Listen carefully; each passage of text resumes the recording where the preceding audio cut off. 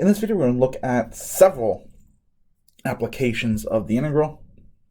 I'm going to start by looking at how we can use integration to find volume. So we start by looking at a right cylinder.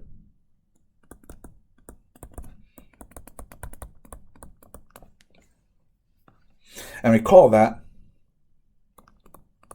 it has a volume V equals A times H, where A is the area of the base,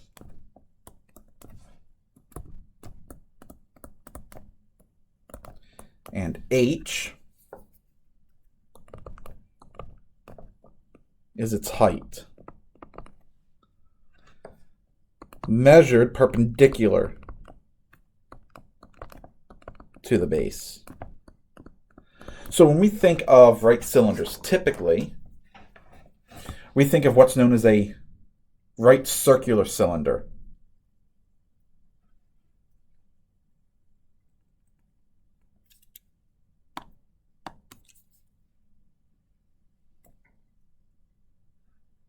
It should be something like this.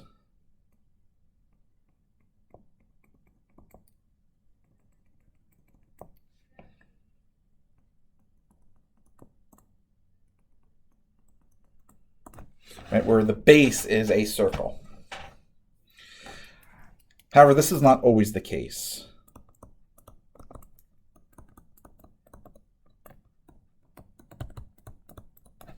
As long as the sides are measured perpendicular to the base, we have a right cylinder. So for instance, we can have something like this.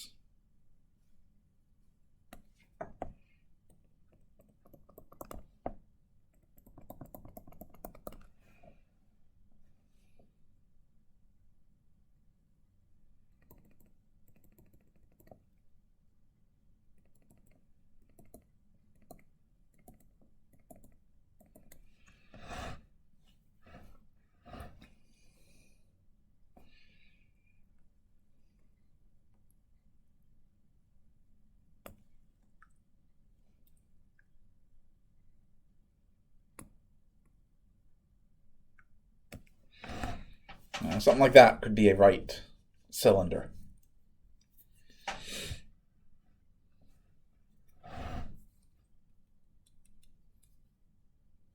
Now let's take a solid body. Let's call it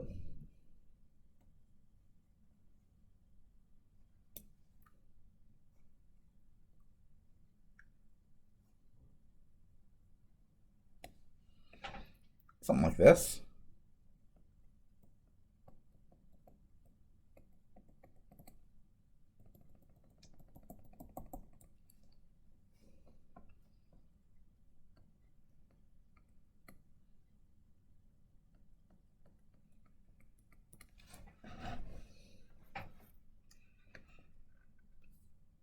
It's extending from, let's say, y equals A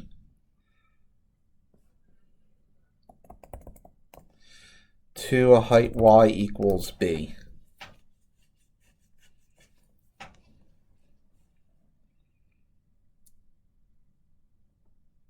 Okay. Furthermore, we're going to make the assumption that the area of the horizontal cross sections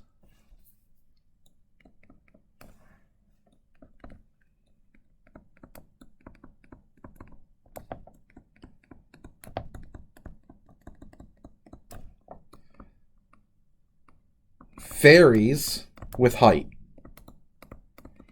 And we'll represent it as A sub y, right? So that represents the area of the cross-section at height y. To compute the volume of this, we want to subdivide this shape, right, the solid, into n horizontal slices. So let's just take one slice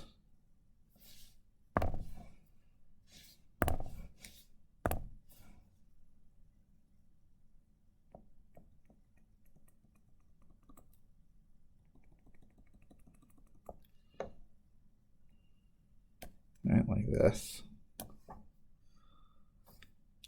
Or no, that's not what I wanted to do. Let's take a slice like this.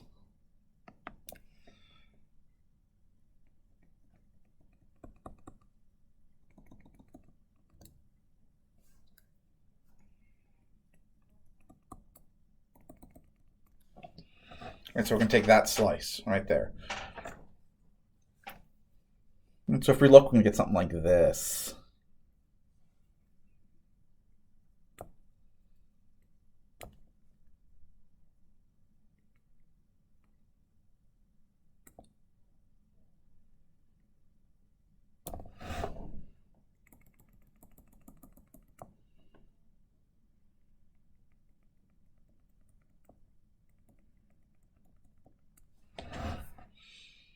Okay. It's going to have a thickness of delta y.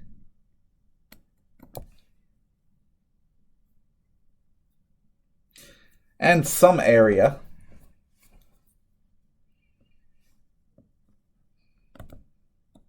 called a sub y, a of y sub I minus 1, let's say.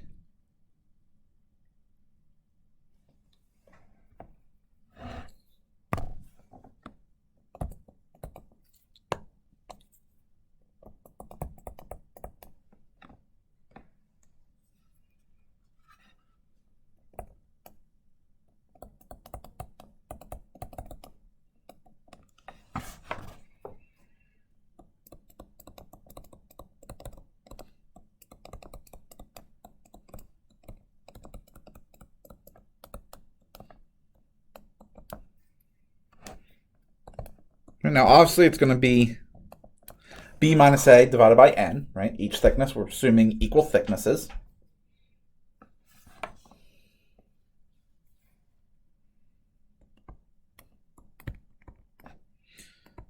Right, so the ith slice, right, extends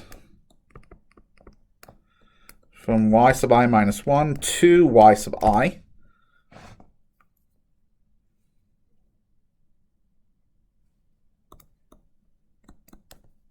Where we define y sub I as a plus I delta y.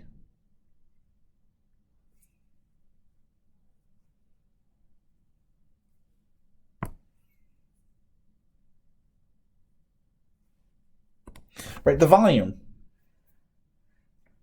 we're going to represent as v sub I ultimately, right? Now, if n is large enough, so in other words, if we divide this into a large enough number of horizontal slices, then our delta y, right, the thickness of each slice is going to shrink.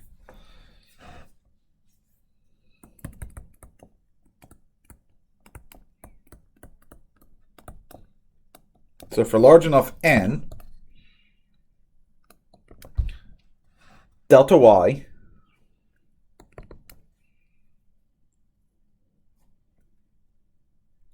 is very small, and each slice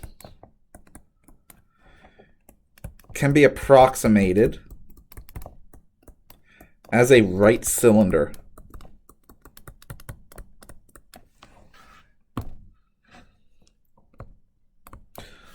Thus, we can approximate the volume of the slice as the area of the cross-section, right, times its height, which is delta y. Now, the whole volume, right, is obtained by summing these up. So, total volume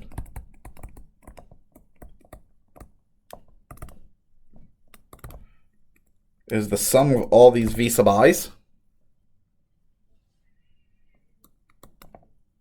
right, which is about y equals 1, I'm sorry, sum is I equals 1 to n, a of y sub I minus 1 times delta y.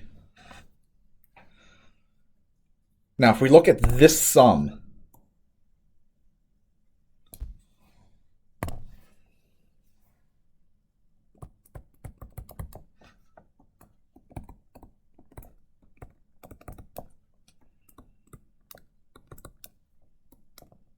This is a left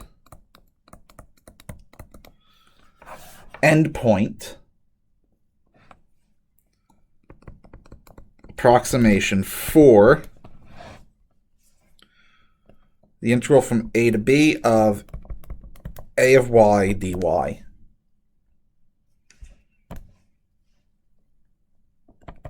If we assume that a of y is continuous, which is a fairly safe assumption,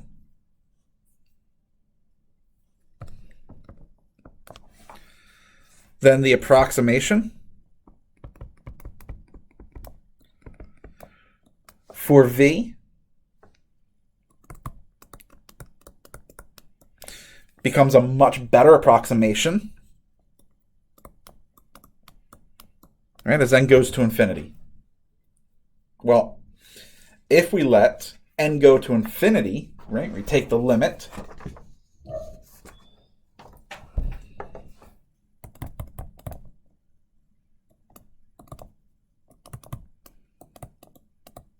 as n goes to infinity of that summation.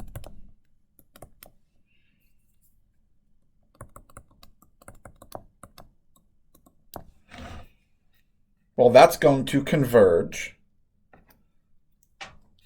to an integral. Specifically, the integral a to b of a of y dy, right? So there is our theorem. Let a of y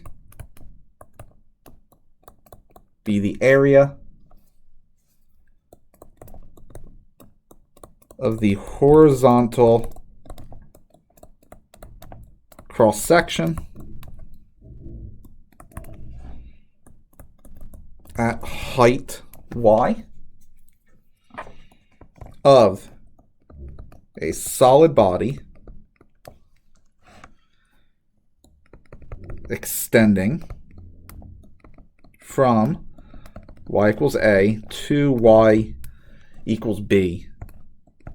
Then its volume is the integral from a to b of a of y dy.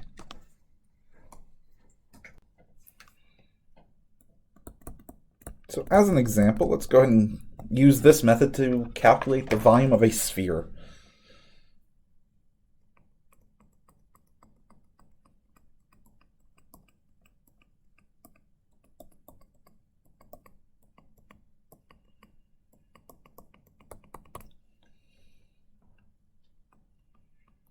Right. So let's take this as our sphere. Assume the sphere has a radius of capital R. And so what we're going to do is look at a cross-section.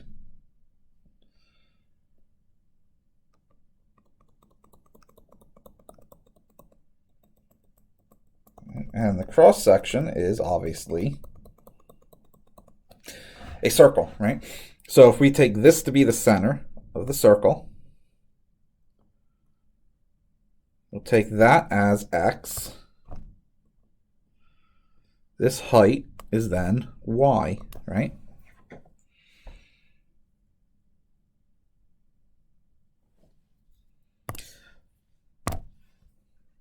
Now the equation of this circle would be x squared plus y squared equals r squared, right? So y itself would be the square root of r squared minus x squared.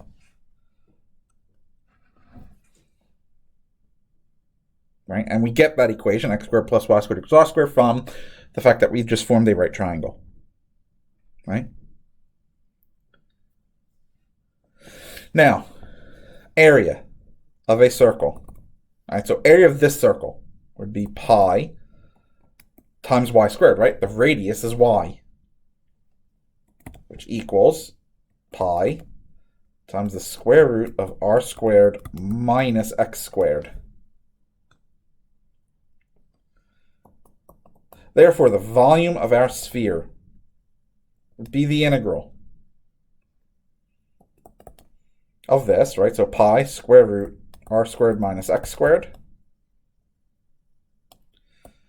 dx. Now, x can range over the entire sphere, right? So if we look at if we just treat the horizontal here as the x-axis, right? X will go from minus r to positive r.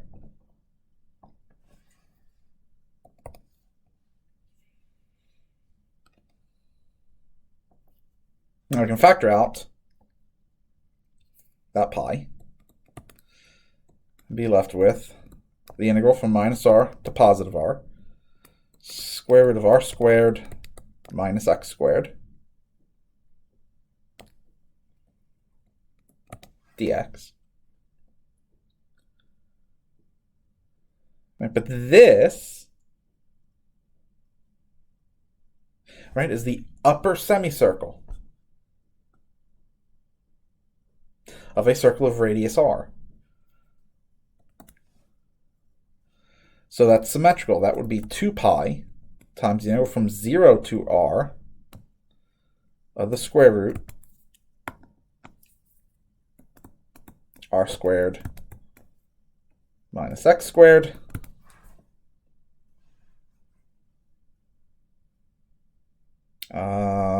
I made a huge mistake. I apologize.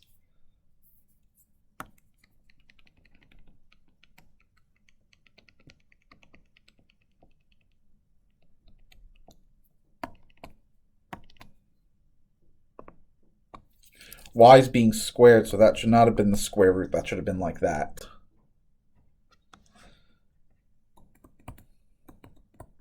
So then this would be the integral we're calculating. That's going to make this a lot easier. Pi minus r to positive r of r squared minus x squared dx. So we get pi times r squared x minus x cubed over 3. X goes from minus r to plus r. So we get pi times r cubed minus r cubed over 3. Then minus negative r cubed plus r cubed over 3.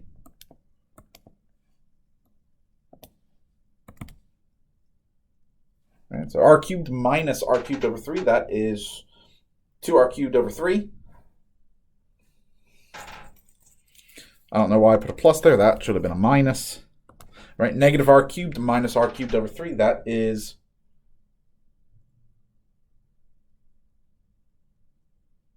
oh, that's why it was plus. I'm sorry, that is plus. Right, because it's negative, negative, yes. Right. Right, so negative r cubed plus r cubed over 3 is negative 2r cubed over 3. We get 2r cubed over 3 minus negative 2r cubed over 3. All right, so we're ultimately left with 4/3 pi r cubed, which is the volume of a sphere that we know from geometry. Next up, we're going to look at density, and there's 2 types. So we're going to look at linear mass density and a radial density. So we have a linear density function and a radial density function. For linear, we're going to look at mass. So what we're going to do is we're going to consider a rod.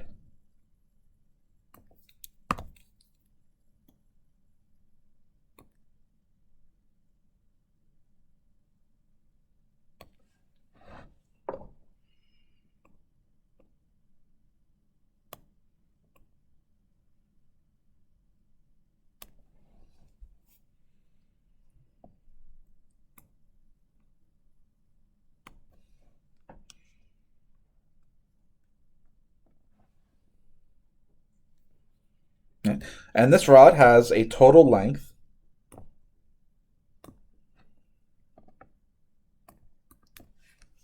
of L.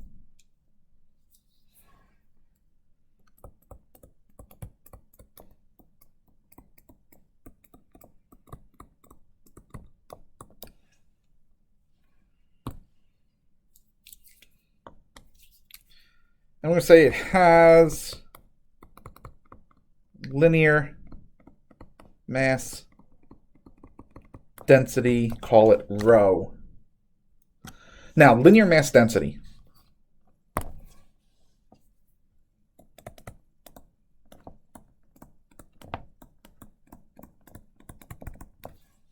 Let's come over here and write it. Is defined as mass per unit length.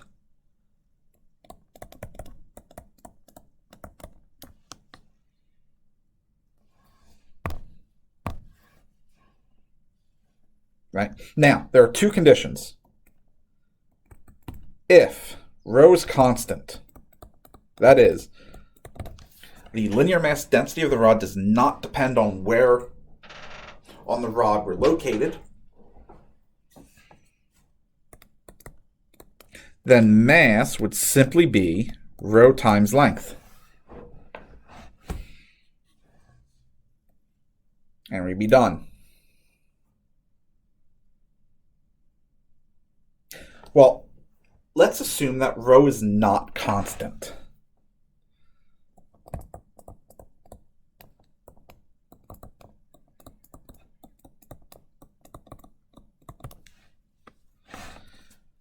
And that the rod extends from x equals A to x equals B. All right, so we'll say that this here is x equals A. This over here represents x equals B. Right?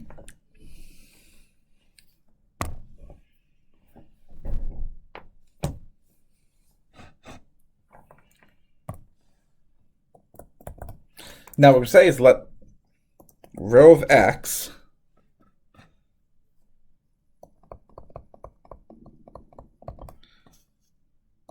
represent the mass density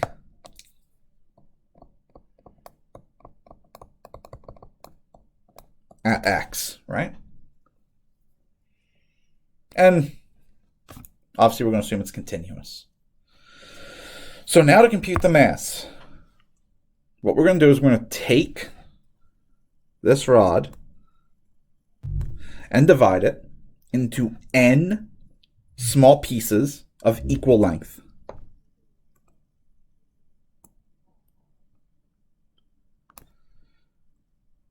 Right, so we're going to take this small piece here.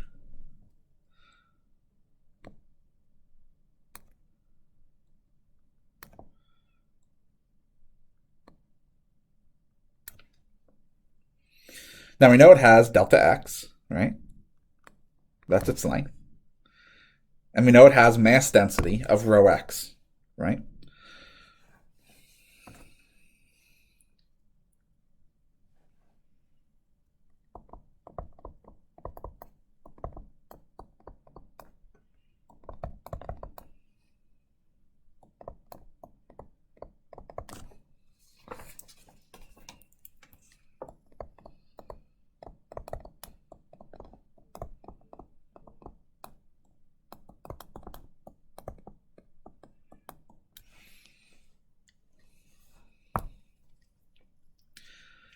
If delta x is small enough,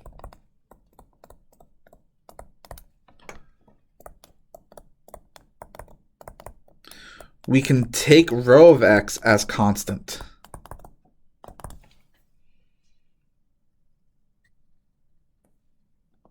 Along each segment, right? Now, suppose the ith segment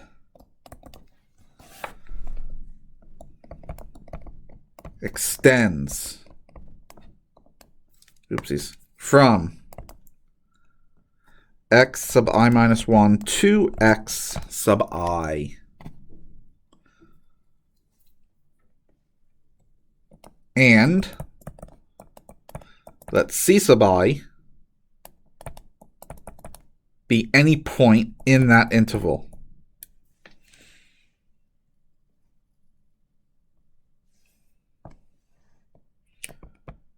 Then notice that our mass of that I segment can be approximated as rho c sub I times delta x. Therefore, the total mass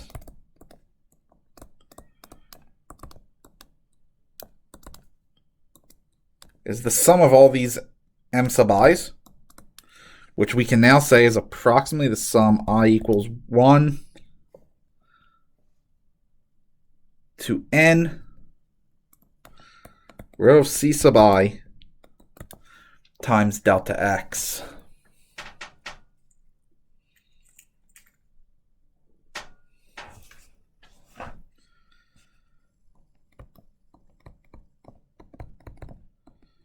We now let n approach infinity.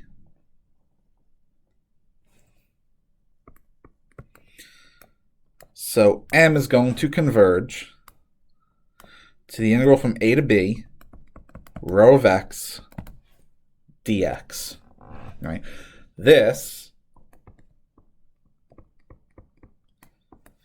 is how we calculate mass.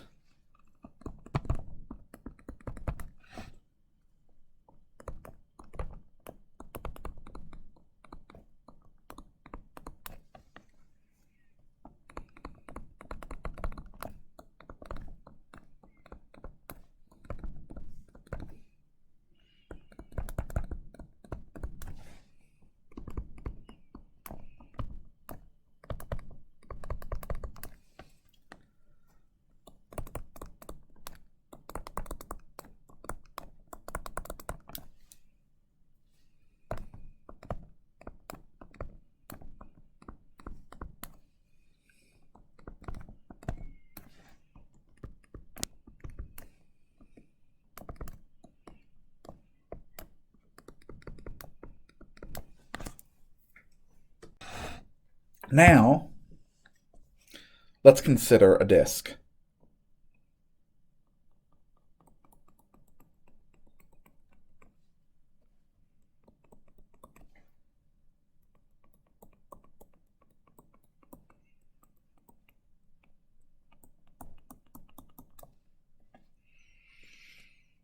Yeah, we're going to consider the disk. It has radius r.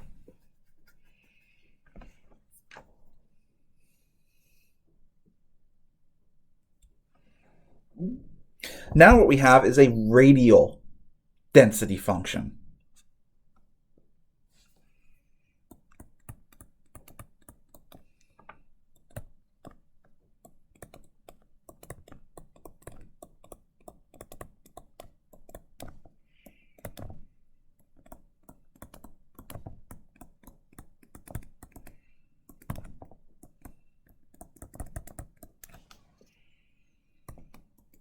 Right? Where we're assuming that the density depends on how far away we are from the center, right? So it depends on some r sub I. Well, again, to calculate the mass of this disk, we're going to take a small disk segment.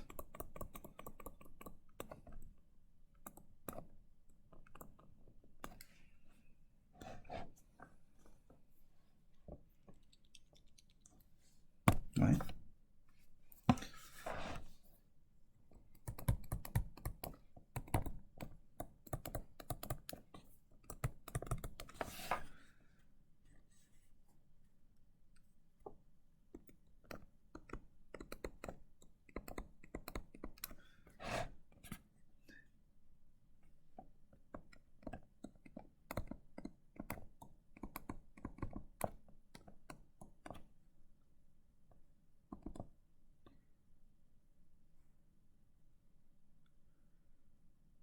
So what I'm going to do is I'm actually going to use capital R instead of little r for the radius of the disk.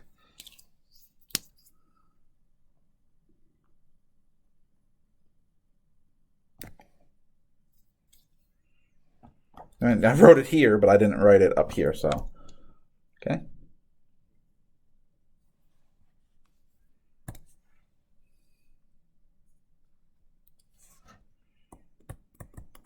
So what we do is we suppose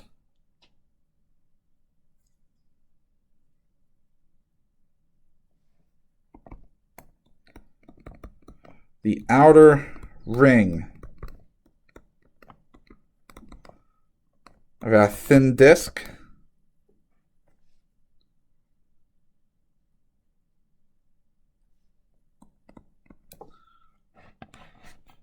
has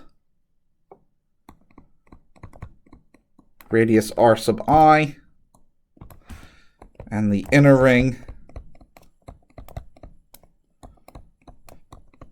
has radius r sub I minus 1.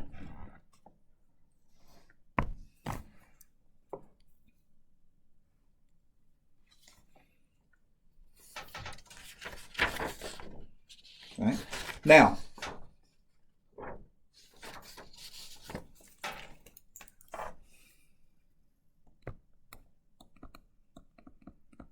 the circumference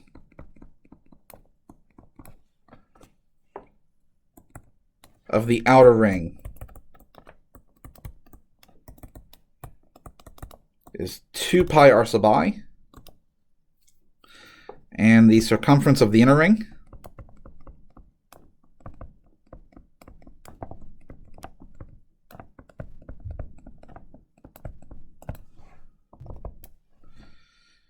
is 2 pi r sub I minus 1.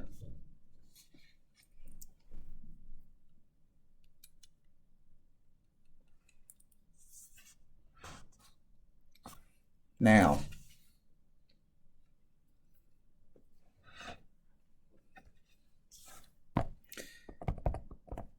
if delta r is small enough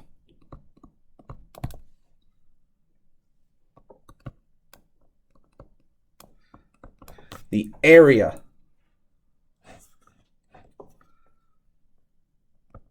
of this disk is 2 pi r sub I times delta r.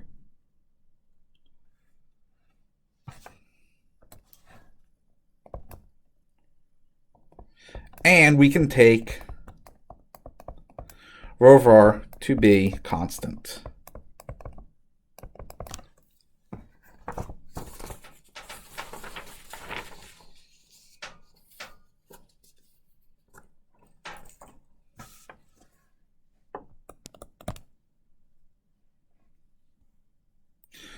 So the mass of this disk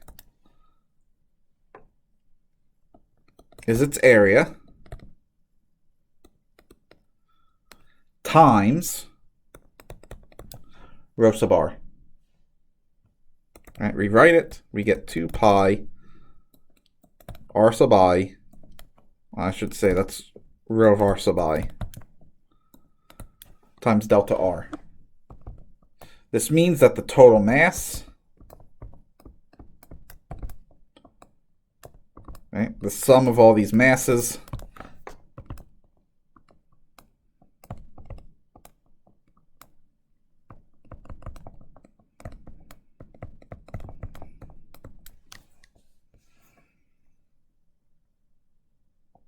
so as n approaches infinity, we find that m is going to converge to the integral 0 to r of 2 pi r rho of r dr.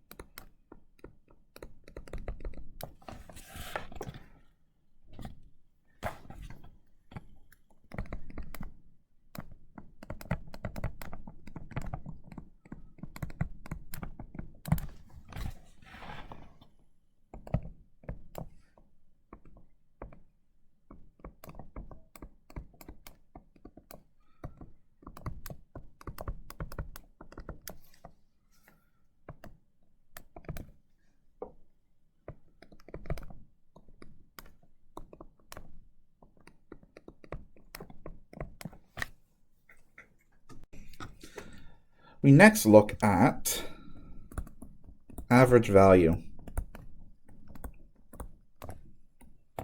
So you should recall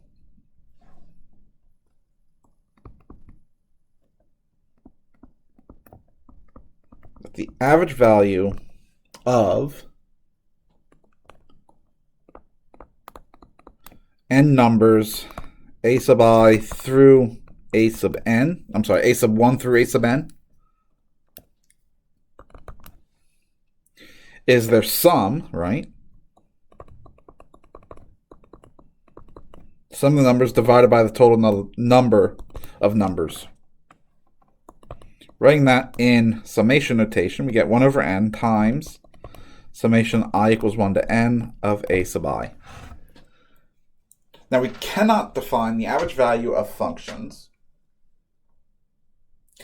as a sum, right? Because there's an infinite number of values a function can take on over an interval.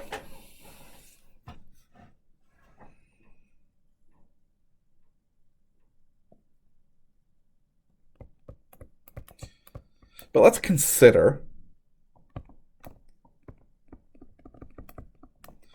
the function f of x over an interval a to b. Recall that we have the right endpoint approximation, right, r sub n, as b over a, or I'm sorry, b minus a over n times the summation I equals 1 to n f of x sub I.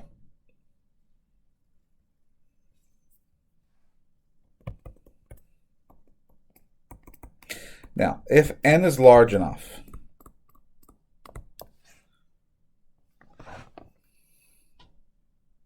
I'm sorry, not yet. First, divide both sides by b minus a, right? So we get r sub n over b minus a is equal to 1 over n times summation I equals 1 to n of f of x sub I. Now, if n is large enough,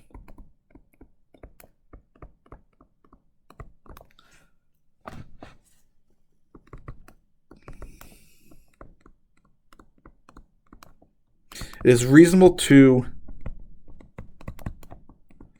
think of 1 over n times the summation I equals 1 to n f of x sub I as an approximation to the average value of f.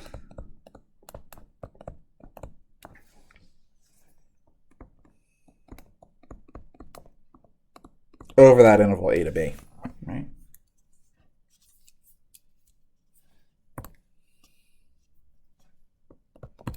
So the average value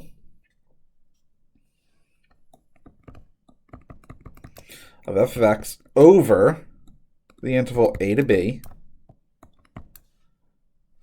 is this notation, f bar over ab, limit as n approaches infinity, of r sub n over b minus a, right? But that would be 1 over b minus a times this limit. And as we know that limit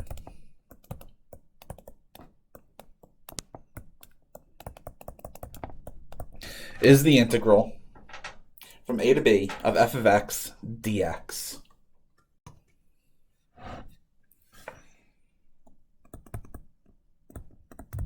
Example. Right? So let's go ahead and find the average value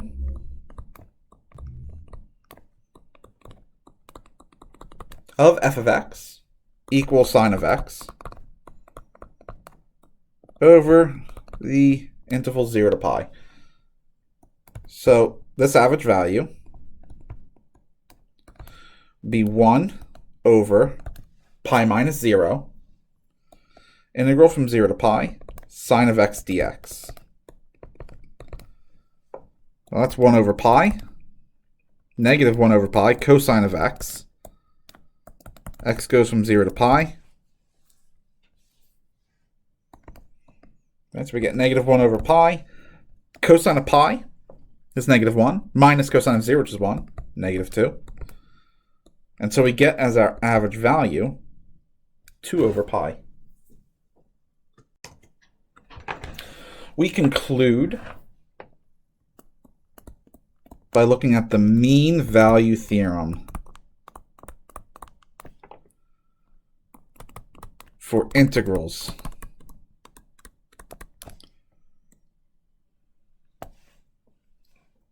And this says, if f is continuous on the interval a to b, then there exists a value c in that interval such that f of c is equal to 1 over b minus a times the integral from a to b of f of x dx. In other words, there is a value c such that f of c is equal to the average value of the function over that interval.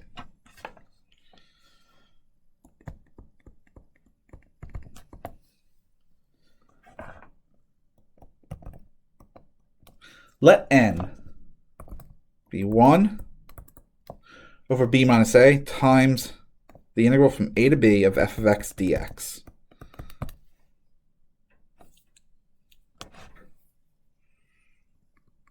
Now, because f is continuous, the extreme value theorem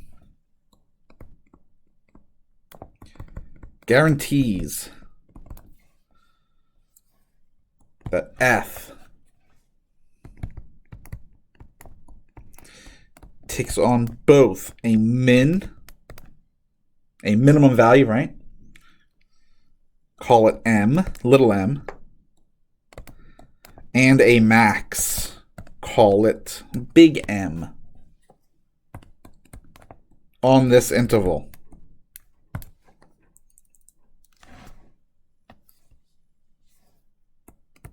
So what we have is little m times b minus a is less than or equal to the integral from a to b of f of x dx, which is less than or equal to big M times b minus a, which means that little m is less than or equal to n, which is less than or equal to big M. Right? All we did was divide by b minus a. In other words,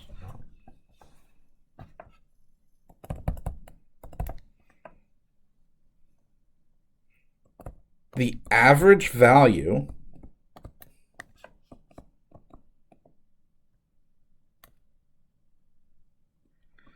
lies between the min and the max.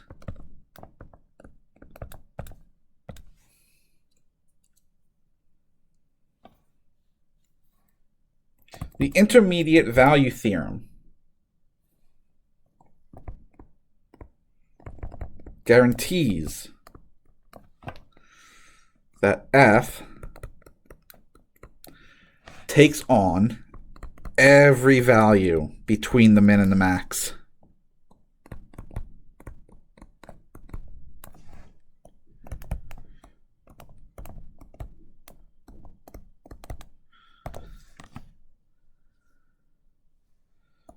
Which implies there exists some value c in the interval a to b such that f of c is equal to n, which is what we wanted.